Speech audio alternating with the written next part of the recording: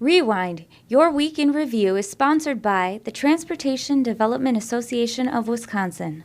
Sharing one goal, enhancing the quality of life in Wisconsin through the development and maintenance of a strong transportation network.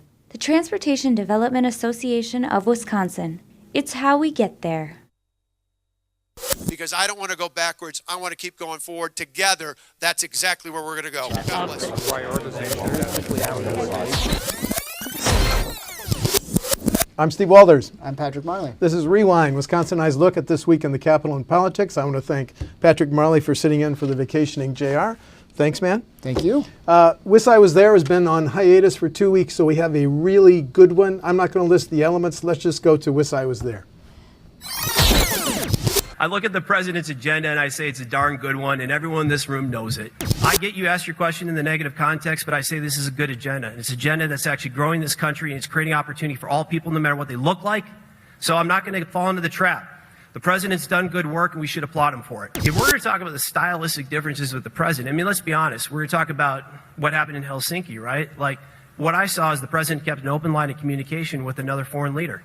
But at the end of the day, the president did not offer billions of dollars to a state sponsor of terror like Barack Obama did. So I would appreciate some of the outrage I hear directed at the president, directed at previous leaders that have made substantial and real mistakes that actually cost lives. Madison is one of 64 school districts that's receiving funding through the School Mental Health Services Grant. That's why in my budget request that will be upcoming, I will be seeking a 10-fold increase in state dollars targeted towards mental health supports. How are highways different from all these other utilities? All the others are businesses funded directly by their customers based on the amount they use. It's a true user pays, user benefit system. The people who pay the bills are called customers, and they're valued and treated as customers. In all my years of working with state DOTs, the term that's used is users. You are just a user. You're not a customer, and you're not treated like a customer, except by toll roads, because they have a direct relationship with you as a customer. You can see on the right there, that's a body camera of an individual witness in a case. It was an officer-involved death up north. Prior to February 16, if this video was to go out to the public, you would get a black screen with a DOJ seal because we just didn't have the ability to blur. With my position, now you can get it in that way, which I think is great. It's going towards our mission and transparency. This behavior from Matt Flynn has been unacceptable from day one, but we have reached a point of no return for the rest of the Democrats in this field. They can no longer continue to simply be silent on this issue. Even Democrat legislators have come out and said that he is simply not qualified to be governor for the state of Wisconsin. But we hear nothing from any of the other Democrats in this race. You know, the more that comes out about Matt's work for the Archdiocese, the worse it looks. I don't think he was forthcoming enough about his role. If he had just come clean at the very beginning and just come out and said, this is the whole story, that's exactly why you just shouldn't make a party loyalty pledge and say that you'll endorse a nominee no matter who it ends up being. This race is too important to have internal fighting, which is why we're building a movement. It's not just about our race, but it's about taking back control of Congress. I did have some issues. 20 years ago, I was arrested for an OUI in Upper Michigan. I've learned from it. It's something that won't happen again, hasn't happened since. And now I have an 11-year-old, soon-to-be 12-year-old son. I'm trying to be the best role model I can for him. But when it comes to former issues in the past, I'd like to see more elected officials say, yes, I'm not perfect. Well, I too am not perfect, but I have not been arrested 9 times. I could lose my mother to immigration. She didn't do anything wrong. She just wanted to have a free life and be happy. She's waiting for her visa, but it's not coming. Patrick, the Kimberly-Clark tax breaks, tax incentives is back in the news this week. I was surprised by it. But now the union said with a new union pact, the company can commit to using the incentives if the proposed legislation is passed and agreed to. Senate President Roth, all this is happening in his district, right? That's These right. two plants. Yep. Yes. we need to come back in session as soon as possible. If we don't act, jobs will be lost. We'll need some Democrats to come to the table. Governor Walker's tweet, we look forward to working with Senate leaders in the company to keep hundreds of good paying. And then finally, Senate Democratic Leader Schilling, Republicans killed this bill once, and it doesn't look like the Republican majority is any closer to getting a deal done. I know you've been working on other stuff, but what's your assessment? Do you think the Senate's going to come back in August? Well, I think the path is very difficult for them. Senator Roth is probably right that they would need to get Democratic votes because they've already got one Republican member who's defected on the issue. Senator Kapinga? Kapinga is off the bill. But really, the thing that's amazing is here you have 33 members of the Senate. Only 2 people are firmly, publicly stating their position on it, and that's Kapinga and Roth. So you've got 1 vote for, 1 against, 31 question marks. Democrats are expressing a lot of reservations about this. If Republicans want to get it done, they can't lose even 1 more vote. And it's not uncommon for Kapinga, for other lawmakers to follow him on the conservative wing of the caucus. Right. I saw that Senator Nass won't say yet how he stands on this. Senator Vukamir won't say what she thinks of it yet. Really? That's right. But new Democratic Senator Frostman. Now, there was a hint that he's considering voting for it. He so did. This is playing out in so many different ways. It's close to his district, right? He's up. He's near there. He just got elected in the special election. Never taken a vote in the legislature. Already has to stand for re-election. Former economic development director for Door County. The politics is going to be tricky for him. On the campaign trail, he was very critical of the Foxconn deal. This Kimberly-Clark deal is predicated or modeled after the Foxconn deal. It's the same per job incentive. He called that too rich, so that may be and said that he would have voted against the Foxconn deal had he been in the legislature. So, I wouldn't count his vote as a definite yes if I were a Republican. At the same time, he may be the kind of Democrat that they could lure to their side. Well, I want to come back to politics, but first, Patrick, I looked up the July 4th Legislative Fiscal Bureau memo to Senator Schilling on the Assembly-passed bill. And when you get to page 3, it scores it this way. This bill could cost $7.3 million for 15 years, of a total of $109 million. Yep. But the page 2 of the memo, a tax credit equal to 17% of the eligible payroll for a full-time employee earning more than $30,000 and up to $100,000. Right. Do you think, isn't this the same deal that they offered Foxconn, that Foxconn potentially could get? That's correct. When they passed the Foxconn deal, they greatly increased the amount of per job wages they would cover, up to the 17%. And their argument at the time was, this is this new kind of business. It's going to change the economy of the state in a transformational way. And for that reason, we can offer subsidies of this size. Kimberly-Clark is the first business that we've seen come into big serious trouble where they might leave, and the governor puts on the table the same deal. That's what's got Kapinga off of it, is he says, that was supposed to be a one-time deal for a special type of business. We can't do this for something that's been around since the 19th century. Otherwise, we're going to go broke as a state. Well, okay, now let's talk about the politics. Senate President Roth is seeking a second term. Yep. You and I are hearing from the same people who's saying he could be in trouble. We Sure. don't know yet. So there's real politics in play here. And if this bill gets to the Senate floor in August, are some Democrats, Frostman and others, going to be hard-pressed to vote against it? Well, sure. I mean, I think the politics cuts both ways. There's going to be a lot of pressure on both sides. Roth is in particularly tough spot here because supportive of Foxconn, got that deal through the Senate. Yes. His critics in his district are going to say, well, you gave this deal to this company that's from Taiwan and going to be located in southeast Wisconsin, while you weren't able to get a deal through for the Fox Valley. Yeah. That said, somebody like Howard Markline in southwestern Wisconsin already may be feeling some criticism over the Foxconn deal, which he supported.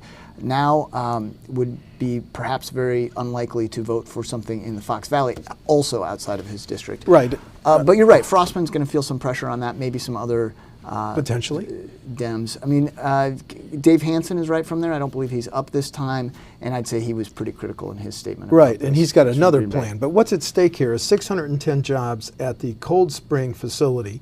Cold Spring and Neenah, yeah. Yeah, well, it's actually in the village of Fox Crossing. But your point is there's another plant that they had mentioned might be closed. There are two plants that they're closing, Fox Crossing or Cold Spring, and, yes. and then Neenah. And so, I think some of the concerns raised by some of the Democrats is that, well, you could still put this deal in place, and there are still significant job reductions for Kimberly-Clark, and now taxpayers are subsidizing. And other So we saved Republicans, some, but not all the jobs. Roth and other Republicans who are up this year, they could face some criticism. But Democrats who voted against it, I don't know. Do you think it makes it to the Senate floor in August? I don't know. They caucus this coming week. We'll see. I think we'll know there. But really, I think Democrats are going to be reluctant to give up votes to Republicans, knowing that they're in a bind. I mean, what does Leah Vukmir do? She's running for U.S. Senate. Popular in the Fox Valley, not going to be popular among Republicans elsewhere who view it as corporate welfare. It's a tough vote for a lot of people on both sides. It really is. Okay, let's change the subject. The governor is out this week calling himself the education governor. And are you among those who say this is him laying the groundwork to potentially run against Superintendent of Public Instruction, Tony Evers? Is this part of the governor's strategy? Sure. Tony Evers leading in the polls in the Democratic primary. Walker's very well aware of that. He wants to position himself there. But Walker, you can tell, for some time has seen that it is viewed as a weakness among some in the public of his record on education. He's been trying to change that in his last budget. He put more money towards school. He's been talking constantly about how he's putting more money towards schools. 200 year one, 204 per student year two. He's got this rural initiative. And so he is emphasizing that. I think no matter who his Democratic opponent is, you will hear him talking about education a lot because they're concerned that that could be an area of weakness for him. Okay, so he's going to use the education governor theme against whoever, but at the moment it looks likely that it's going to be Tony Evers, who on his website says, since Scott Walker became governor, we haven't been investing enough in our kids. We haven't been investing in our future. Half the school districts in Wisconsin vote to raise their own taxes because our governor and legislature have failed to provide for our public schools. As I interview candidates, Patrick, they say K-12 education is about the top issue. Yes. And we were intrigued. If it's not education, it's roads. That last Charles Franklin, northern Wisconsin rates their roads worse than southern Wisconsin. Okay, new subject. Matt Flynn has had a tough week as a Democratic candidate for governor. Let's listen to some of the news conferences and then finally the response that Matt Flynn taped either yesterday or today to deal with it. So first, let's hear the video. We've written a letter to Matt Flynn's donors to urge him, along with others now, for Flynn to drop out of the race. And I mean Sheldon Lubar. He's one of the most important people in this community. He's one of the wealthiest people in this community. He's a great philanthropist.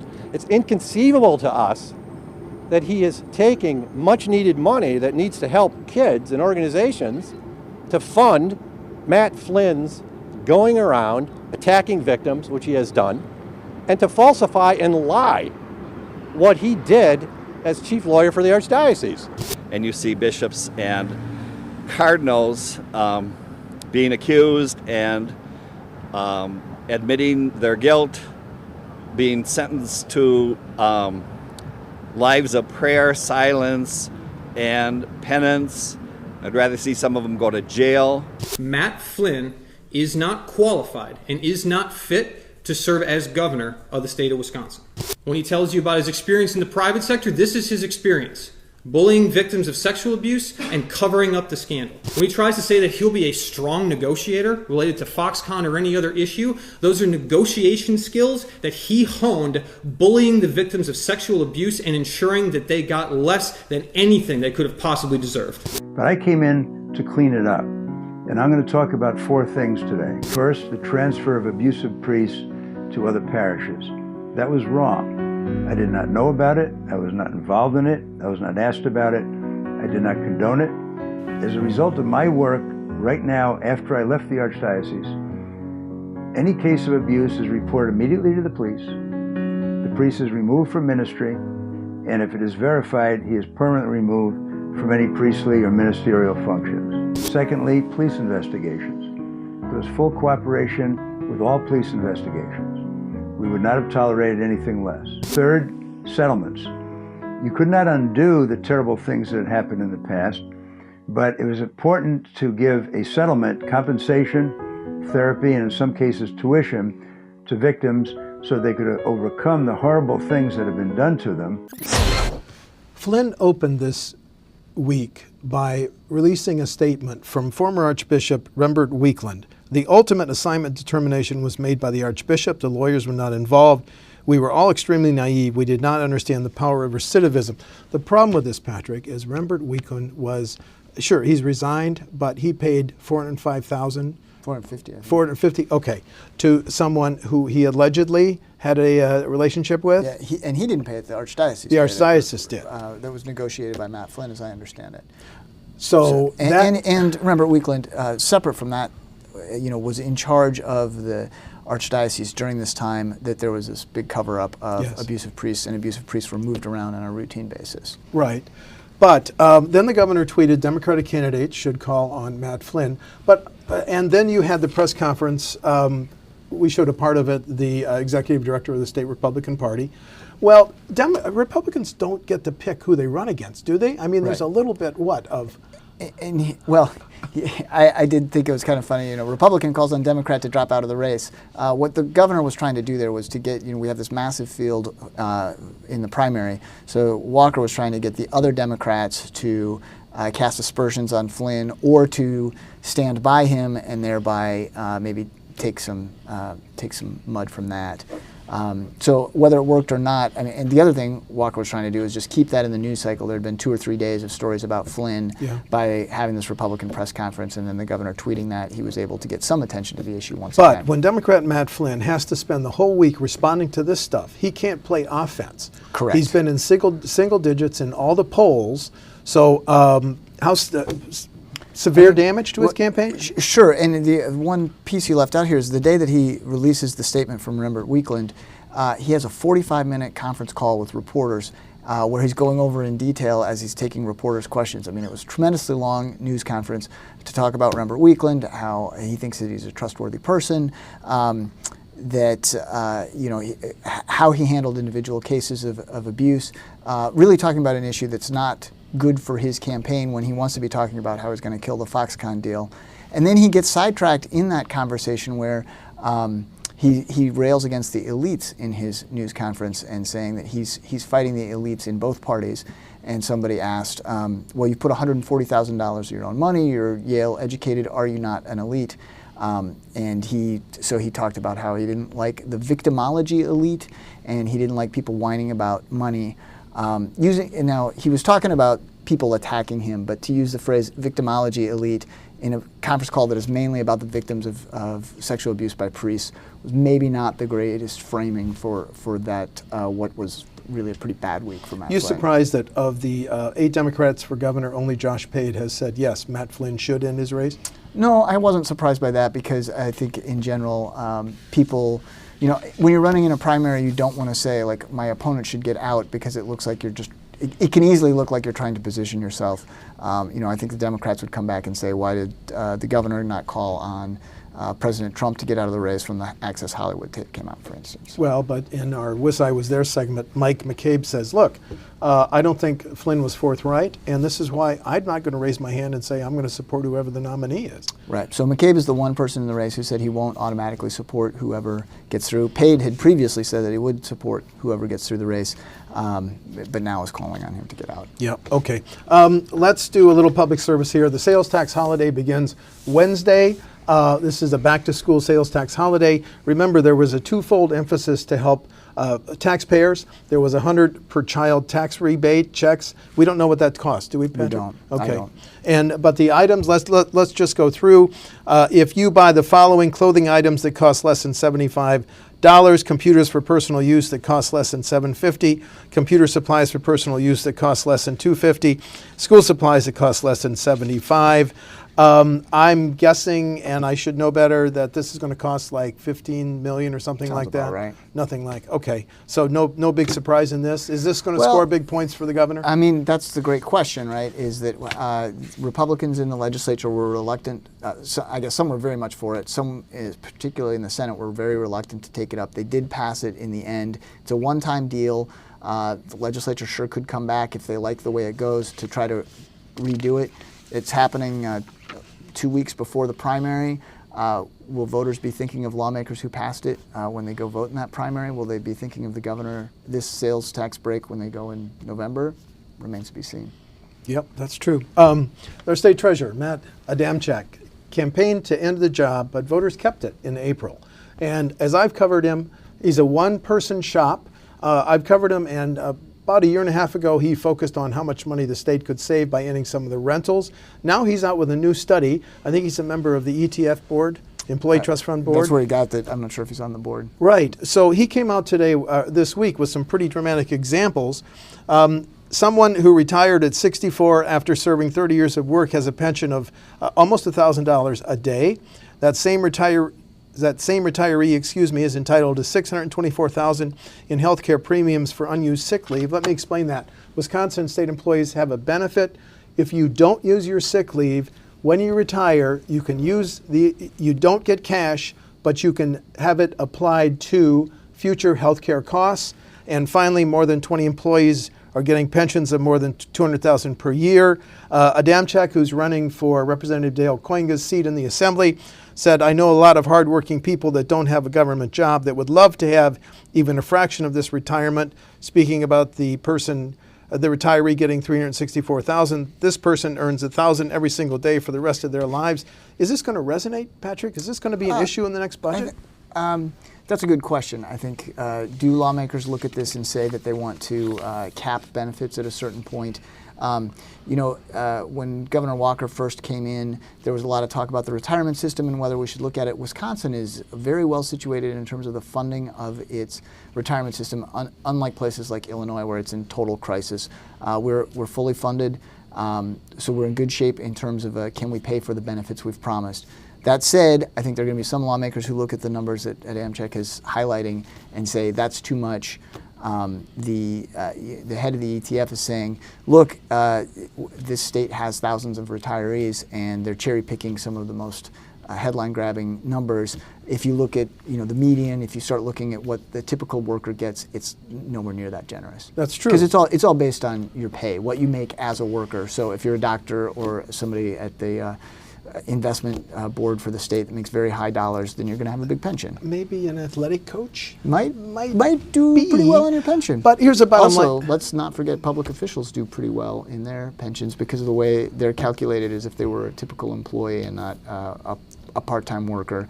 So if a lawmaker takes a job with an administration and works 3 years, then that can boost their highest years of pay to something closer to 6 figures rather than the $50,000 they make in the legislature, and then they make a pretty nice pension. And you and I have seen governors do that, whether it was both parties. Governor Tommy, Absolutely. whether Jim Doyle, and recently State Senator Sheila Harsdorf was named Ag Secretary, Yep. And former Representative Keith Ripp, Frank named a deputy, and Frank Lassay went to DOR. DOR. Revenue. Yeah. And the point is that that's going to give them an opportunity to perfectly legally boost their pensions. Yes. So we don't know yet if this is going to resonate because some of these numbers would, I think, get the attention of taxpayers. Yes. Yeah. Okay. Finally, I'm sorry, we have a couple more subjects, but the State Attorney General, Brad Schimmel, is now changing the focus of the school safety grants. $45 million. A big part of this second round will go for mental health issues, advanced training of teachers on mental health, creation of safety intervention teams of educators, counselors, and law officers to discuss threats and identify students in need of support, in addition to the provisions that harden schools. Big campaign boost for Schimmel in this Well, school there's safety, certainly an Patrick? upside. This $100 million deal was passed after the Parkland shooting. Big number. The idea that Republicans didn't want to do the kind of gun restrictions that the Parkland students are calling for, but they wanted to funnel money into schools for school safety, got big bipartisan votes to do that. Now Schimmel's shifting the focus a little bit, but it does give Brad Schimmel an opportunity to be going around the state on a routine basis, handing out checks to school districts for something that really everybody can get behind. With school district superintendents and board members in the background, right. And So local there's- legislators, especially those who are Republicans. Yes. Yes. Let's now turn to a week ago. We lost former Senate President, Majority Leader, Minority Leader Mike Ellis. Yep. 44 years in the legislature. He's colorful on Wisconsin Public Radio. I called him a rascal. Maybe we have time for anecdote. An anecdote about Mike Ellis. There's a lot of them. He likes to. He was a great teaser. He would. One of his tricks was he'd see you coming down the hall and he'd start. Pretend that he hadn't and be like, oh, that's Steve Walters, what a jerk. That guy. Oh, hi, Steve, how are you? He'd do that. He When he got into a topic, he was very focused on it. I remember talking to him in the hall one time, and he didn't care about appearances, so he's talking to me in the hall about some budget issue, and then he says, "Come here," and he walks right into the bathroom, so I don't know what to do. I walk in, and he goes to the urinal and does his business while he continues to tell me about the structural deficit, and I'm kind of standing there flummoxed, like not knowing what to do. Senate Majority Leader Scott Fitzgerald walks in and he says, "Marley, what? I can't believe you're tracking down my members in the bathroom. You give us no privacy or peace." And Mike Ellis is just chuckling all the way. Rascal, pure rascal. I'm going to tell one story. I was walking out of the Capitol and Mike was going home and he pulls over and says, "Oh, you know what I just did? I showed a Fox Valley news reporter in the Capitol a poll. And it was close to an election. He wanted to keep the job as majority leader. And he said, this poll showed that Democratic Senator Rod Moon of Whitehall was in trouble. So he gave the poll to the Fox Valley reporter, who then worked, obviously you're going to get reaction from Senate Democrats. They then pulled campaign workers from elsewhere to focus on Rod Moon. It was not a poll, it was kind of a fake. It didn't. Anyway, Mike Ellis, rascal character. Want to wish best wishes to his widow, Sandy. Patrick, let's close this way. You've done a lot of work on an infamous tweet this week. Can you quickly summarize that? Sure. This week there was Senator Lena Taylor put out a tweet about what she called voter suppression. Shortly after that, there was a response from the account of Representative Tom Weatherston saying that the opponents of voter ID were the true racists because they believed that minorities couldn't navigate the voter ID law. That was then deleted. It comes out that Representative Weatherston says he knows nothing about this tweet, that it was actually his aide who had posted it. A Facebook post in his name. Twitter post. Twitter post in his name. Yes. In Representative Tom Weatherston's Twitter account. Yes. But he didn't write it, knew nothing about it? Well, when I called him, he said, "I don't know what you're talking about. I haven't used my Twitter account in 2 or 3 days. I don't know anything about this tweet that disappeared. Oh, my aide has access to my account. Perhaps he did it." Do you think that's a common practice? For ledges? I think it's not uncommon for political officials to have their campaign aides or their government aides run their social media accounts. I mean, you can tell when you're looking at accounts, some people have a very personal touch, and then you can tell it is them. Others, and I think this would be true for Congress and elected people across the country, others don't want to have much to do with it, so they leave that duty to someone else. But if you want to keep your job as a staffer in the Capitol, wouldn't you run these tweets past your boss if they're going to appear in his Twitter account? You would think, and I mean, he did take it down before he was contacted. I mean, he removed it sometime after he put it up, before he was contacted by me anyway.